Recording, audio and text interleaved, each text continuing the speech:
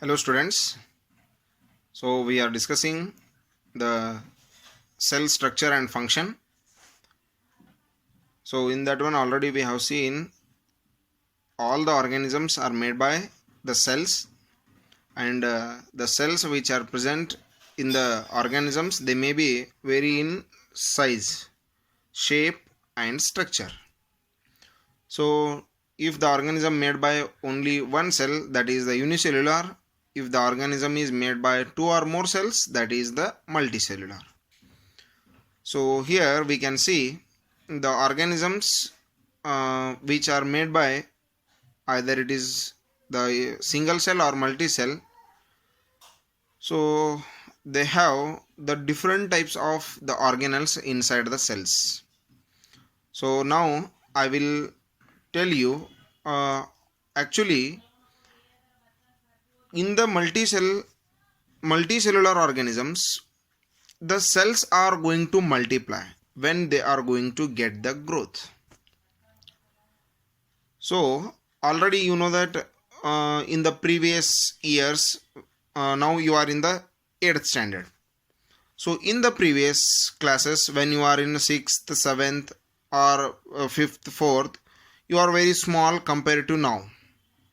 Your body weight, your body height is totally different from few years to now.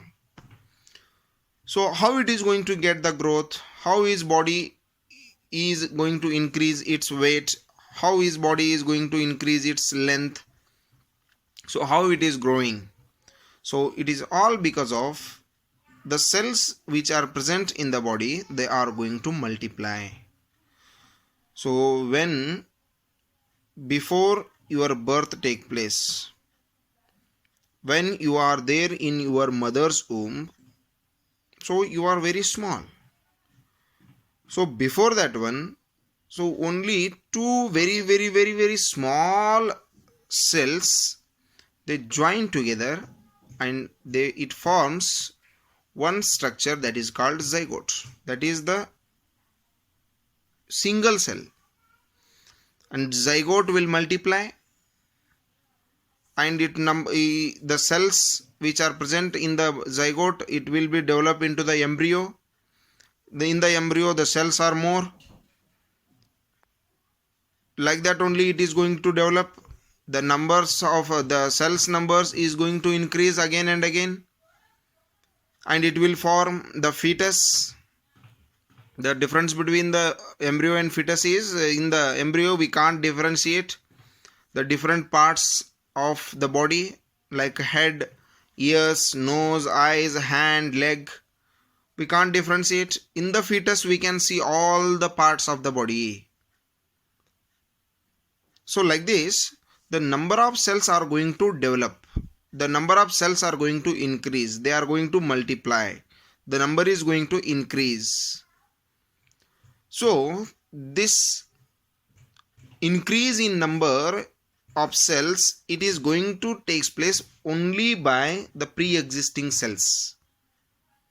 The cells which are present already in the body, they are going to multiply. They will grow and divide. They will grow and divide. So like that only the number of cells are going to increase. When the number of cells are going to increase, the body is going to get the growth. So like that only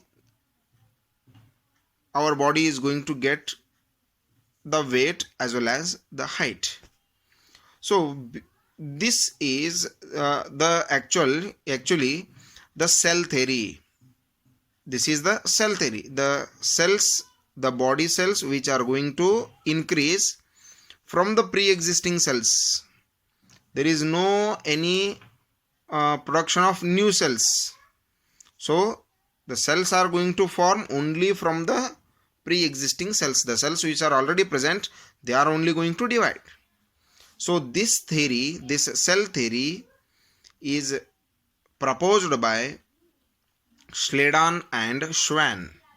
The two biologists, they proposed one theory that is called the cell theory.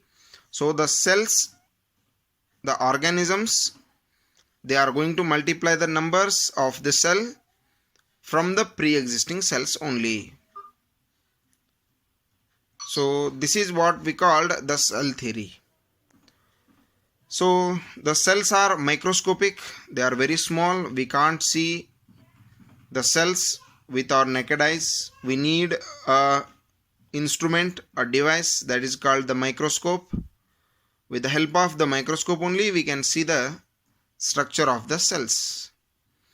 So when we are going to see the structure of the plant cell as well as the animal cell, it will give the idea like this. So here I will show you.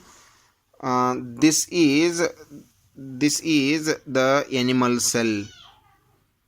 Hope you are getting the idea. So this is the animal cell and this one is the plant cell. So this is the plant cell and this one is the animal cell. So here when we are going to compare the plant cell and the animal cell together, so there are so many differences are there. Some organelles means the very smallest particles which are present inside the cell only. Cell itself is small. So in that one we can see some organelles. Organelles means these cell membrane, cytoplasm, nucleus, ribosome, lysosome, plastids, vacuole. These are nothing but the what? The cell organelles. So here by the microscopes we can see these kinds of the organelles inside the cell. So that is not by the compound microscope. We can see only the cells by the compound microscope. By the electronic microscope we can see the different organelles of the cell. So here the cells are different in plants and animals. So what are the differences? What are the organelles present in the plant cells and what are the animal cells present in the organelles present in the animal cell? So that we will differentiate. We will see the different types of organelles as well as the differences between the plant cell and animal cell in the next session. So as much as possible try to be in connect with the subject and read this lesson and try to get the differences between the plant cell and animal cell and write down that one in the fair book. Thank you. Have a nice day.